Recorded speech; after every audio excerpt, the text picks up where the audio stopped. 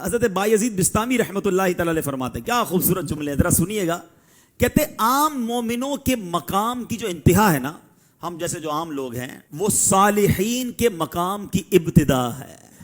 جدھر اینڈ ہوتی ہے نا ہماری، ادھر صالحین کی وہاں سے شروع ہوتی ہے. فرمایا صالحین کے مقام کی جو انتہا ہے نا، وہ شہیدوں کے مقام کی ابتدا ہے.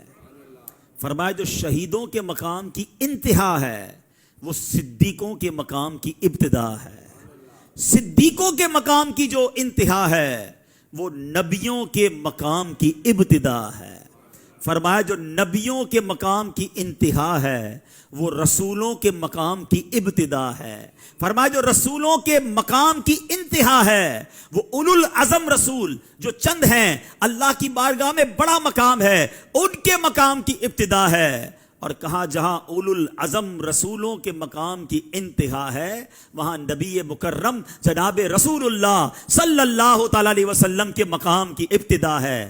اور سنو، حبیب خدا کے مقام کی انتہا کوئی جانتا ہی نہیں ہے کہ رب نے اپنے حبیب کو کتنا اور کیسا مقام عطا فرمایا. جبھی تو بریلی کے تاجدار لکھتے ہیں نا، وہ خدا نے ہے مرتبہ تجھ کو دیا، نہ کسی کو ملے نہ کسی کو ملا، کہ کلام مجید نے کھائی شہا، تیرے شہر و کلام و بقا کی قسم. ایک اور بات سیکھنے والی ہے، کوئی غوث بن جائے، کتب بن جائے، ابدال بن جائے، ولیوں کا سردار بن جائے، مگر وہ کسی صحابی کے مرتبے پر نہیں پہنچ سکتا ہے.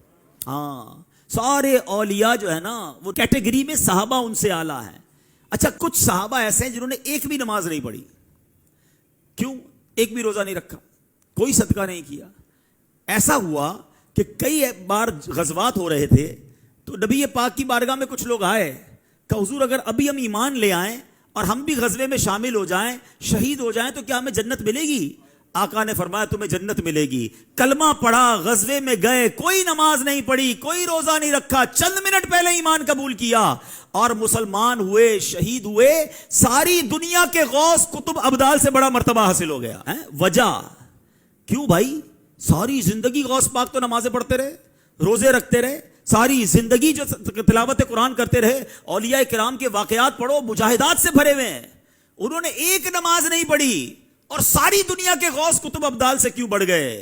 اللہ اکبر. جواب یہ ہے کہ جلوہ جانا دیکھا تھا، مصطفیٰ کریم کی صحبت اٹھائی تھی. ارے وہ مقام دیکھو میرے آقا کا کہ کوئی لمحہ بھر کی صحبت اٹھا لے، ساری دنیا کے ولیوں سے بھی آگے بڑھ جائے. تو مصطفیٰ کریم کی شان کا عالم کیا ہوگا، میرے آقا کے مقام کا عالم کیا ہوگا. تو صحابہ کو جو یہ مقام ملا نا، اللہ، کیونکہ جلوہ جانا یا نبی پاک کی صحبت اٹھائی. ایک اور عشق والی بات کہہ دیتا ہوں. ایک بار میں مدینہ شریف گیا تھا تو ایک صاحب نے بڑی کمال کی بات کہی، اور جب سے وہ بات سنی ہے میں کوشش کرتا ہوں کہ جب حاضری ہو تو اس بات کو خود ہی دہراتا ہوں، بہت اس سے ذوق بڑھتا ہے. انہوں نے ایک جملہ کہا تھا، تمہیں پتہ ہے تم کہاں آئے ہو؟ تمہیں اندازہ ہے تم کہاں آئے ہو؟ 1450 سال پہلے آتے تو صحابی بن جاتے. بات کی گہرائی سمجھو. یہی تو ہوا تھا. ایمان کی حالت میں لوگ پہنچے تھے آقا کے پاس، دیدار کرتے رہے اور صحابی بنتے رہے. آج ٹھیک ہے ہمیں وہ مرتبہ حاصل نہیں، مگر ٹرائی ٹو انڈرسٹینڈ اس مقام اور اس جگہ کی روحانیت کو سمجھو کہ یہ وہ مقام ہے جہاں سے یوں رحمتیں بڑھتی ہیں، جہاں سے یوں کرم نوازیاں ہوتی ہیں.